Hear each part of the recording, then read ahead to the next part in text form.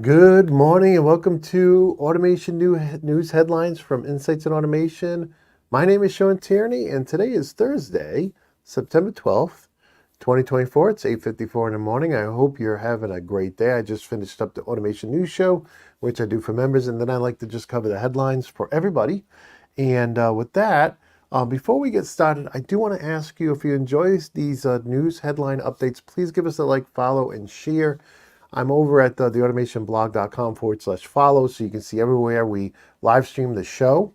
And I had to take Facebook off. They were something wrong with them recently. They weren't working right, so we'll look at that as time allows. But in any case, wherever you're watching this, please give us a like, a sub, and a share.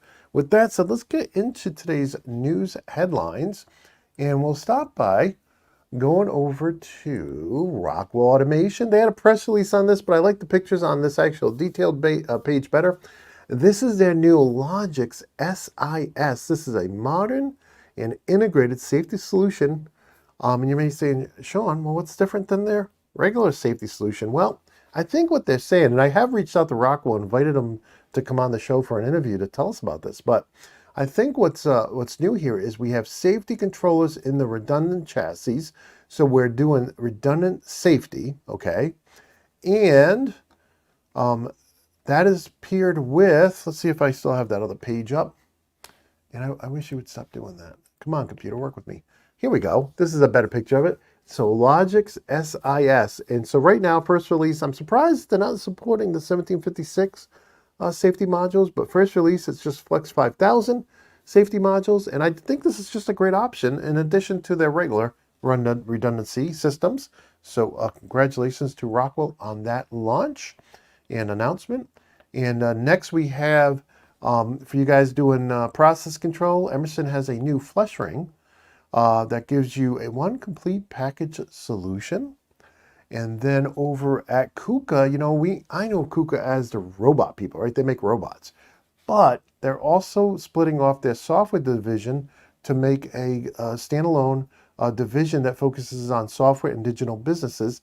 Now, I don't know much about their software. Apparently, they do 3D simulation, they do data analysis, they do all these other things. So they're spinning that up as a separate division of the company, and they'll even have a cloud infrastructure in place later in the year. So congratulations to KUKA. From there, we go over to Omron. They have an article about their D40A-2 non-contact safety door switch. And so I don't know if this is a newer product. It's the first time I'm seeing it, so I'm including it in the headlines. So you guys can check that out if you're interested. Again, all of the links to everything I cover in the headline show, you will find over at theautomationblog.com. And I try to remember to put a direct link to that article after the show in the show notes. So if you're on, let's say you're on YouTube or LinkedIn or whatever, hopefully you'll see those links there. If not, just go to Automation Blog and it'll be the latest thing I posted. From there, we go over to Banner, and they have a new product here. Their S15L Pro Discrete Inline Indicator. Now, I think they've had versions of these for a while. I know they have. But in any case, if you have a photo eye or a prox or some other sensor, you need to get indication. Maybe you can't see the little light on it from every angle. This is definitely a great option. And of course, we've had Banner on the show many times to talk about their products. And then over at Keyence, we recently talked about their PLC, which was pretty interesting. Well, now they have a scanning solution here. Their scan tunnel system for finding and reading, 2 and 3D codes. So I thought that was very interesting. Balluff announced a new BFM T-slot magnetic sensor. So if you're looking for one of those, they have a new one out. And Maple Systems is highlighting their heavy-duty but affordable in IPCs. I thought it was very interesting. 2 terabyte SSD, that's typically enough for any application, up to 4K support, and 8 USB ports and other things. Now, some of you may be saying, Shawn, it's only 8th gen. I know, but I did some extensive testing with 5th gen i5s running both TI Portal and Studio 5000. They work great. So unless you're doing a very high end, like a SCADA application or HMI application, these should be great. But again, you always want to test them first. But they have some great features and options there as well. And Synco's is really promoting the same thing today with their newest article and a press release.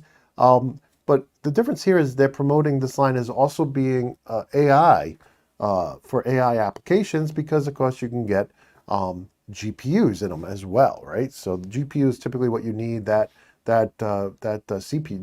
GPU, that the processing unit is what you typically need for AI. And then over at the Automation School, what's new? Well, I got an hour's worth of new lessons coming for the Siemens Unified HMI and Basic and Comfortable Panel course. Wow, that was a mouthful, right? So let's just say Unified HMI course. And so you'll be seeing those. This is where we're designing a screen, and I'm giving the students an S7 file that has a lot of simulation in it, so they don't have to have a PLC. They can just use PLC Sim and actually simulate a process, right? And from there, too, I also want to remind students that we have the weekly Q&A tomorrow morning at 8:30. That's live. Then from 9:30 to 10:30, we have the office hours. So if you're a student, you have questions on a course you're in, if let's say you're in a Control Logics course or an S7 course, and you have questions on those products, pop in. I'm in that Teams meeting. You'll find the information over in lesson 1.11. I'm in that Teams meeting for an hour working in the office, but I got my camera on, and you can pop in and ask questions. We're the only people who do this, right? So we have online courses, have been business for over 10 years, online courses. We now have in-person courses, and I'm loving having students come in and train on our equipment. And now we do not only a weekly live stream for all our students, but we also do office hours. And I should say, any course 48 or up. I have some really low-end courses. These courses are buy once, own forever. So I have some really inexpensive ones like $10 courses and $30 courses. So this is for anybody who's in one of the serious courses, $48 and up. And that's a one-time purchase, and you get all that extra stuff. Now, as far as over at the Automation blog, we just released our podcast with Schneider. This is completely ad-free. Thank you, Schneider, for taking all the ads out and sponsoring the editing, really just covering our cost to edit and produce the episode. This is their new Altivar Solar ATV 320. Such an interesting product, being able to take either your solar panels or your battery backs and bring them right into the bus of the DC bus of the drive. And hey, if you have a large solar array, you can do common bus with multiple drives.